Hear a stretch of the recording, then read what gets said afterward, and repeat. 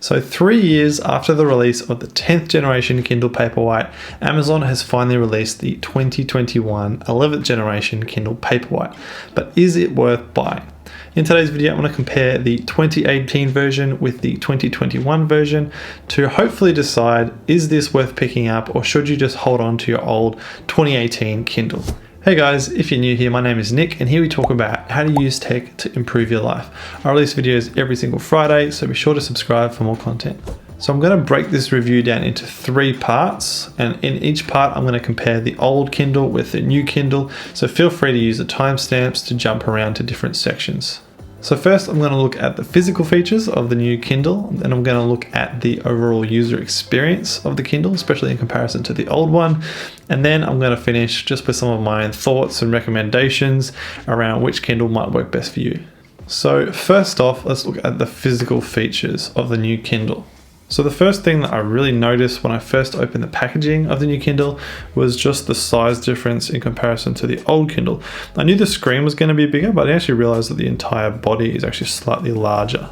The thickness of the 2021 Kindle is the same as the 2018 Kindle, but as you can see, it's slightly wider and slightly longer than the 2018 version. Aside from the size difference, the overall design is pretty much identical. On the back, there's no more Amazon embossed. It's just the Amazon logo. But apart from that, the design is exactly the same, and it's the same soft, rubbery sort of plastic on the back, which feels really nice to hold. The new Kindle is waterproof, just the same as the old Kindle, and they're both still rated the same. You can submerge them both in 2 meters of fresh water or 0.25 meters in salt water.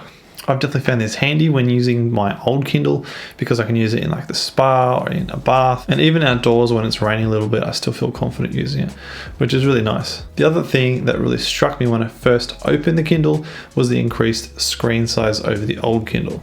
The 2018 version has a 6-inch screen and the 2021 version has a 6.8-inch screen. And you wouldn't really think that a 0.8-inch difference in screen size would really be that big of a deal, but I'm actually really enjoying it. It is nice to have that little bit of extra screen real estate, because for one thing, you can fit more words on the screen, and therefore you actually don't have to turn the page quite as often, which is only a small thing, but when you're sitting there reading for hours, I find it actually kind of nice not having to turn the page so often. Then on the bottom of the Kindle, we've now got USB-C charging, which I really like. I love USB-C. I've got a stack of devices that use USB-C.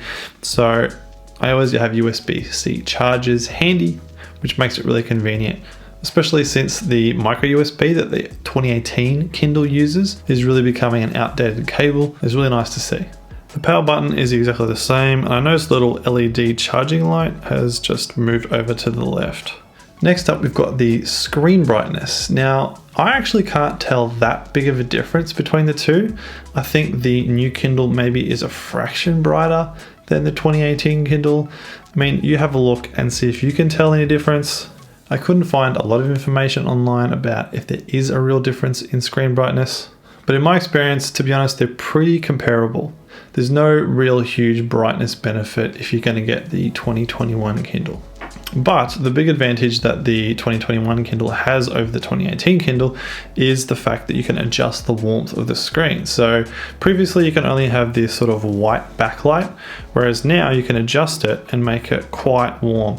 And this is really good if you read at night as you're going to bed, because you can make it nice and warm, and the blue light that comes from a white backlit display doesn't affect you anywhere near as much. Now for me personally, I've never really found that blue light affects me too much, and so I've never really had a problem with the old Kindle reading it before bed, but I do have some friends who really struggle with blue light, and they were really happy to have the warm backlight in the Kindle because it means they can read just before they go to bed.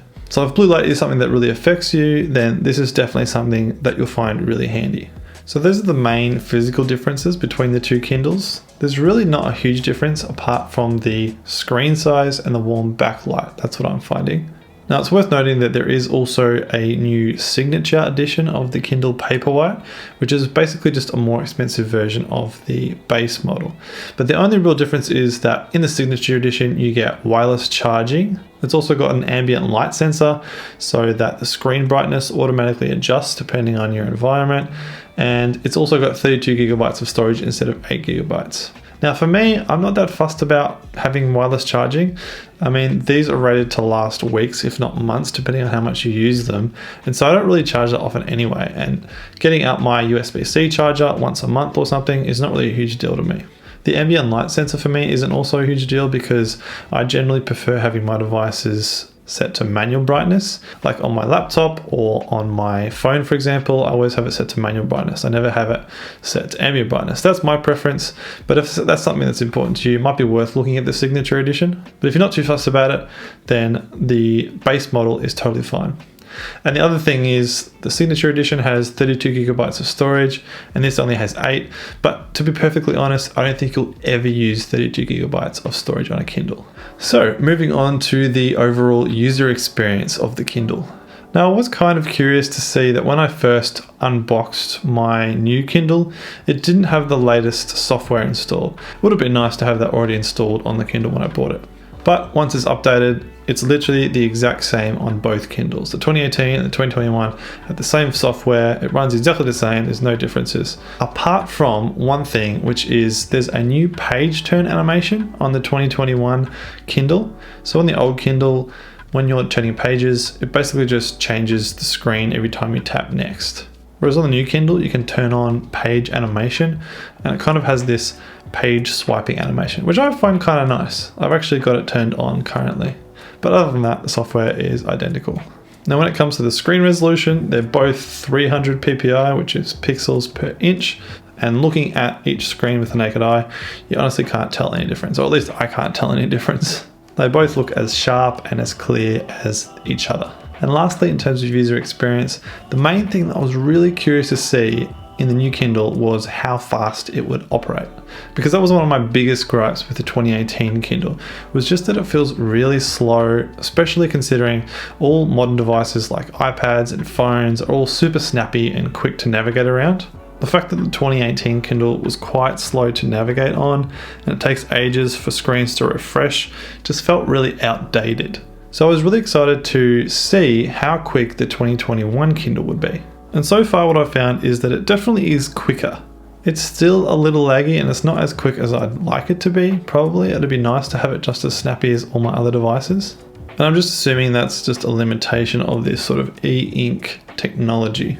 But that was actually one of the main reasons why I stopped using my old Kindle for a while. It was just because it felt so slow and laggy.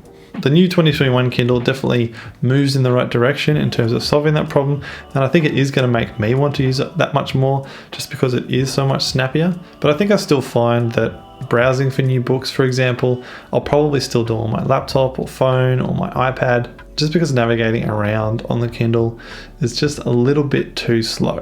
But maybe that's a good thing because then I don't get so distracted by just browsing new books and I can just focus on reading the book that I'm currently in.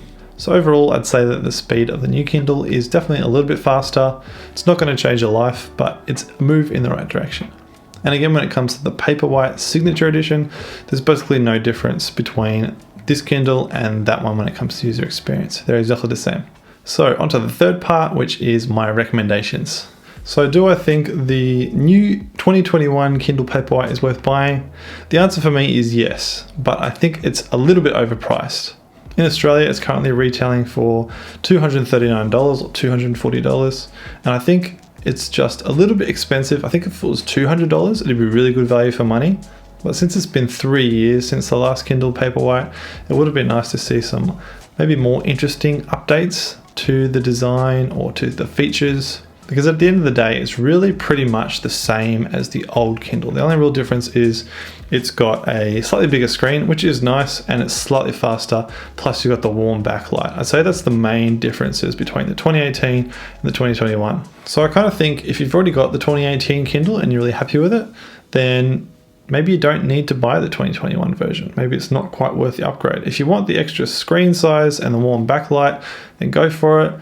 But there's really not that big of a difference between the two Kindles.